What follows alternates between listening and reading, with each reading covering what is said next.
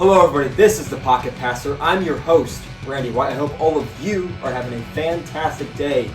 I know I am. I just got done recording my weekly recap, my recap of Week 10 in the NFL, and now it is time for Randy's Ranks. Starting off with number 10, after Week 10 heading into Week 11, a team on the rise. A team with a guy that I now consider one of the MVP frontrunners. CJ Stroud and the Houston Texans. They're on a roll. Stroud is proving himself as an elite quarterback, and that is one of the key things you need to be an elite team, to be a top 10 team. You got to have that quarterback. Texans have that quarterback. They're playing phenomenal football right now. Back-to-back wins in shootouts. I like to see the defense button things up a little bit. Allowing as many points as they did to Tampa, definitely not ideal. But they've blown out a couple good teams. They've blown out a team that I have on the cusp of the top 10. Actually, two teams I have just outside the top 10. And they look good. They're rolling right now, and they have found themselves in the 7th seed in the AFC playoff race. So props to the Texans for balling out and finding themselves where they are right now. They look terrific. They're playing their best football of the year right now, and that's what you got to see from great teams. We're heading into Thanksgiving week. That's when the good teams start to separate themselves from the bad teams, it typically feels like. Some of those young teams find their identity, and if they're good, they get rolling, and if they're not, they fall by the wayside. Well, the Texans are getting rolling. So leads me to believe they're going to be a tough out the remainder of the year. They look like they're getting their stuff figured out. Number 9, Miami Dolphins. I dropped them one place in their bye week, and it doesn't have anything to do, obviously, with their performance because they didn't play, and it's really the same thing with the Dolphins. That's my issue. That's been my issue. They haven't beat a winning team in well over a year. They've got a talented offense with loads and loads of talent. They get A-Chain back this week. He was incredible before he got injured. My fantasy team is depending on him to perform still, so please do that. But aside from that, this is a Dolphins team that really just has to show me that they're complete. They do a ton of things super well, but some of the more physical teams, like the Eagles, bullied them. The Chiefs out-physicaled them. That's how they're losing football games. The Bills out-physicaled them. The Dolphins got to start to get things rolling, start to figure some stuff out in terms of how to beat winning teams. Because the winning teams are usually the more physical teams. That's a bad sign for the playoffs when it becomes more smash-mouth football, more running the ball, the weather's cold, the ball's heavier, it's more frigid, it's harder to catch, it's harder to throw. When you got a guy like Tua who doesn't have as strong of an arm, and he can't throw it as far, can't throw it as hard, the timing's a little bit more off. Can they piece things together? Can they lean on their run game against a more physical front and win football games that way? We're just going to have to see. The colder weather has arrived. It's going to continue to arrive in the NFL world, and we're just going to have to see how that Florida offense adjusts. At number 8, a team that has not been in my top 10 yet this year, a team that is led by their defense, an AFC North team that has proven that they are tough as nails and they can compete with the best of the best. I've been hard on them because I don't love the whole quarterback situation going on up there in the upper Ohio region. Myles Garrett is a MVP frontrunner in my book. The Cleveland Browns find themselves at 8. They have been a very impressive football team. They've got a big divisional matchup against the Steelers, and if the Steelers find themselves on top in that game, the Browns and Steelers will probably flip-flop.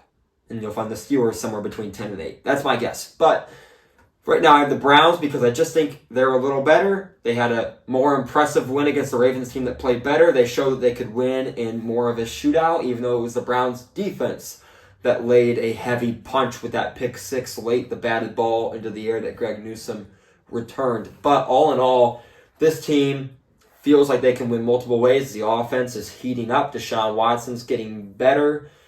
Run game is still very much alive, and that defense is incredible. Myles Garrett, I can't begin to understate the impact that Myles Garrett has on football games. He's unbelievable. top 2 pass rusher in the NFL today. You could argue him one. You could argue TJ Watt one. I don't care who you pick. I can't argue with you, to be honest with you. They're both unbelievable. And really, it's Myles Garrett and that Browns defense that puts the Browns at 8. The Browns obviously came into that game knowing the Ravens weren't just going to consent to a Browns victory. That's exactly the way Deshaun Watson likes it.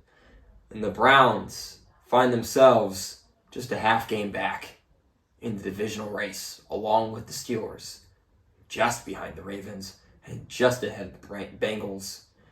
Bengals have some catching up to do. Browns at 8.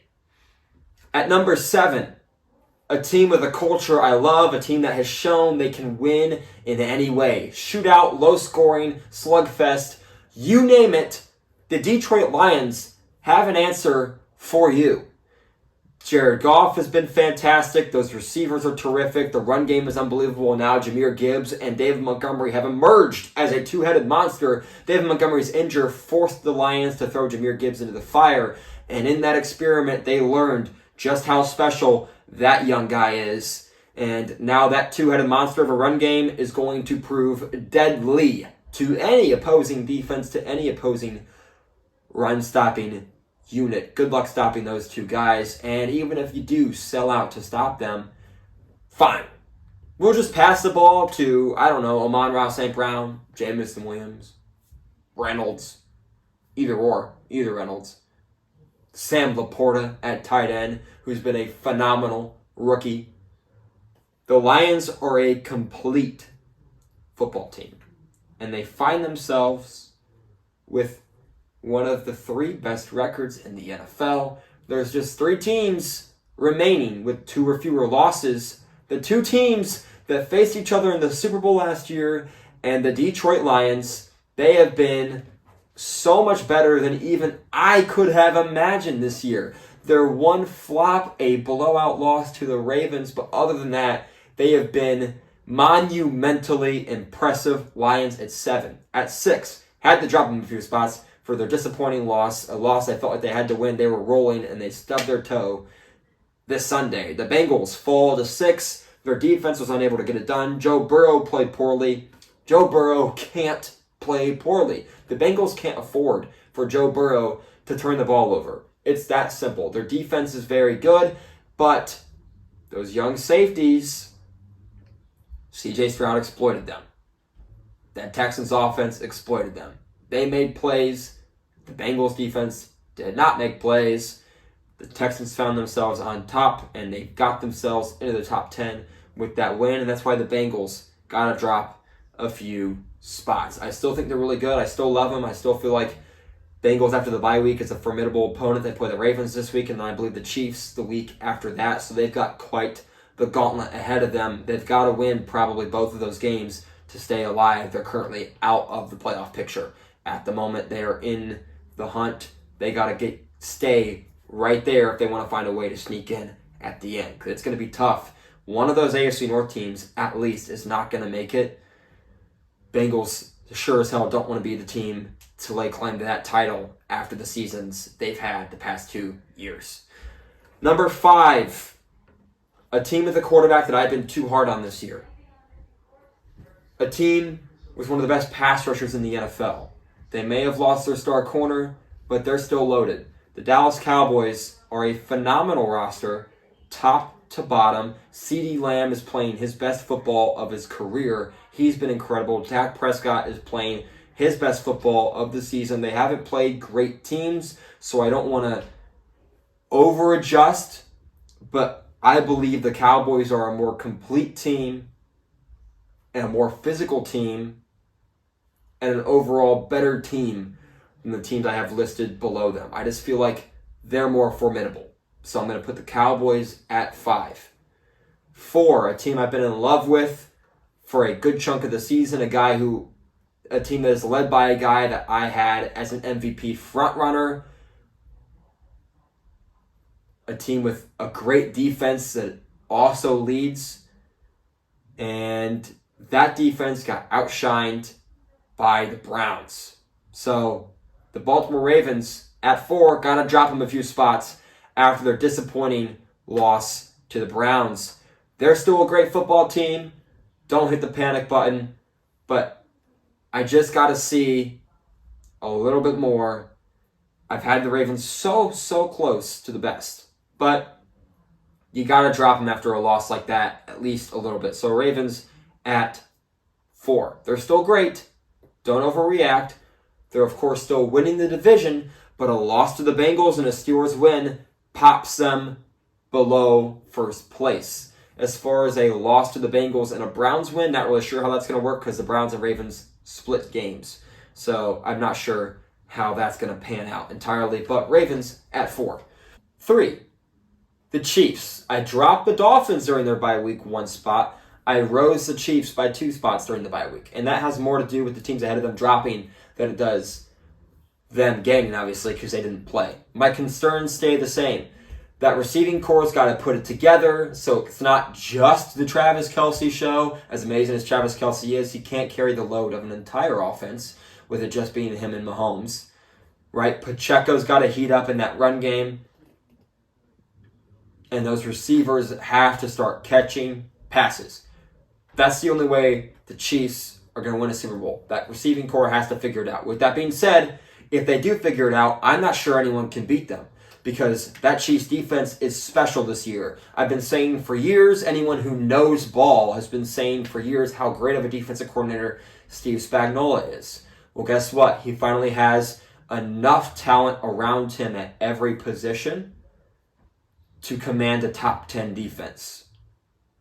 The criticism for people that are casuals has been, he's not really that great because it hasn't been a top 10 defense. But what they miss that Steve Spagnuolo does every year is in the second half of years, the continuity has grown. They kind of figure out who they are identity-wise on the defensive side of the ball, and they play better football. And usually you see the Chiefs defense flip a switch around week 9 where they start playing elite football, and they become a whole different team from then on. And you see them, they play great in the back half of the regular season or back third of the regular season and then all through the playoffs, and then the Super Bowl turns into a shootout.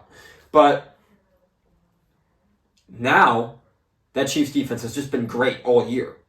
Most of their guys have returned. They know who they are. Their identity was already established, and they've just been able to roll with it.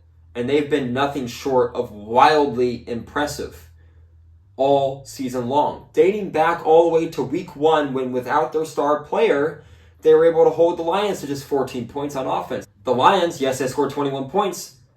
7 of those came from a pick 6. Lions only scored 14 points offensively. So from that point on, they set the season. They set the tone for the season in week 1, and they've carried it through. That Chiefs defense is phenomenal. I'm very impressed with them. That offense has to piece it together for me to take them more seriously, but that defense is good enough to keep them at 3. At 2, a team I've dropped a couple of places. They just came off of a bye week after suffering 3 straight losses. Well, what did we see after the bye week? The old 49ers resurfaced. The world beaters I saw preseason and the first 5 weeks of the season have returned to lay claim to their dominance. And dominate they did. Murdered the Jaguars, killed them, assaulted, defiled. Whatever gruesome word you want to use, that's what the 49ers did to the Jaguars. They made Trevor Lawrence look like rookie Trevor Lawrence. They made that whole offense disappear. I'm going to make this pencil disappear. It's gone. And their offense clicked. Brock Purdy seemingly could do no wrong. They couldn't get McCaffrey a touchdown. Sadly, his streak ends and he is unable to break the record for consecutive games with a touchdown. Definitely would have been cool to see that happen. They tried so hard. Gave him the ball and every goal to go snap, and they just couldn't get him in there. So that's definitely a bummer to see. But with that being said, the 49ers rolled right through the Jaguars so embarrassingly that I dropped the Jaguars all the way out of the top 10 because that is now the second or third time they've gotten their head kicked in by a superior team. And if you want me to take you seriously, you can't get blown out that many times. It's one thing you get blown out once. But when you see a pattern start to form where better teams are bludgeoning you, that is something to be genuinely concerned about. Number 1. They stay at number 1, coming off the bye week. Best record in the NFL. The Philadelphia Eagles are red hot, and they just feel complete. Their pass rush, deadly. They can stop the run. Their defensive front is one of the most physical in the league, one of the most formidable in the league. They're so good at what they do. Same thing on the offensive side of the ball. This is why I love this Eagles team, this roster. They win the line of scrimmage. That is their identity. We win the line of scrimmage. Point blank. Simple as that. They do it so well, and no one can stop them. They say, hey, we're running this. We're running the tush push. You can't stop us. Try, I dare you, and it's not going to work. That's what the Philadelphia Eagles do. They look at you in the face, and they smile, and they dare you to stop them, and you can't do it. And that is powerful. That's some mind games that other NFL teams simply can't play.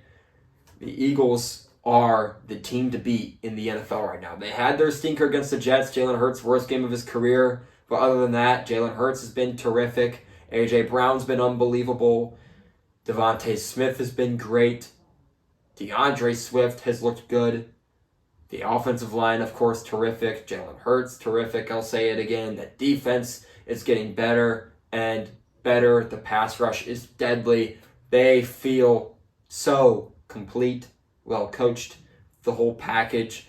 There's not a team in the NFL right now that I would pick to beat them just head to head that I feel is better than them. Not to say that I won't predict them to lose a game here or there, but there's not a team in the NFL playing better football than the Philadelphia Eagles at this moment, coming off the bye week next week. So just to recap real quick, 10 Texans, 9 Dolphins, 8 Browns, 7 Lions, 6 Bengals, 5 Cowboys, 4 Ravens, 3 Chiefs, 2 49ers, and 1 Eagles. It was like a knife to the stomach, removing the Bills from my top 10 after having them as my Super Bowl pick pre-season. I feel kind of stupid right now. Hey pal, you just blowing from stupid town? Hopefully the Ken Dorsey firing sparks new life in the offense and they're able to figure things out so I don't look too dumb. But they've got major issues on both sides of the ball. Just not clutch. Just not situationally aware, it seems at times. Turnover prone, of course. Including, by the way, one of the most ridiculous plays I've seen, that James Cook fumble that he was able to catch the bounce and then carry it for like 60 yards. James Cook with fumble problems, Josh Allen with fumble problems, and interception problems. It's just a whole mess over there in Buffalo. And they got to figure it out before they end up back on my top 10 list. Because 5-5 in this AFC ain't going to cut it. That's all I got for you guys. If you enjoyed this video, make sure to leave a like, comment on anything, any opinions you have about what I've said today. I just got done recording before this my weekly recap video, and last night I uploaded my second Madden YouTube video. So if you're interested in my Madden content, go check that out on the same channel as this one. Just go ahead and visit it and click on that. If you are interested in Madden content, it is my Ultimate Team, my Madden Ultimate Team gameplay in seasons. But yeah, if you enjoy me talking about sports and you want to hear more, if you want to see this wonderful face more on your phone screen or your TV or your laptop or wherever, go ahead and follow me on Instagram and TikTok at The Pocket Passer. Hit that bell icon here on YouTube if you want to be notified when I upload more videos. And as always, I will see each and every one of you that I appreciate so much for watching these videos. I will see all of you in the next video.